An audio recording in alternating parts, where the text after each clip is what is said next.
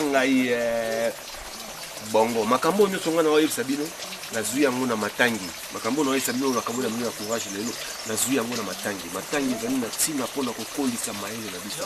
Alors botangaka makambo ya malamu. Courage ezali esengeli kosala eloko oyo ezali malamu. Le courage consiste à faire ce qui est juste. Nazomeka kolimbola yango na lingala po ete bosusu na malamu. Soki tolongo na courage tokoleka na prudence, tokoleka na tempérance pe na justice. Bombeli bino wana tokosala lisusu ba recherche pe tokokutana na mbala nsima. Merci.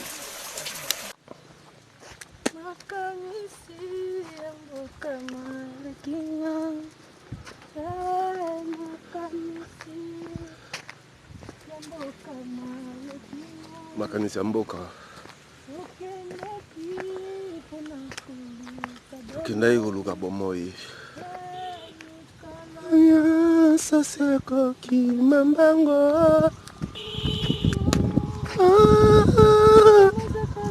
lalela tikali kozanga na mboka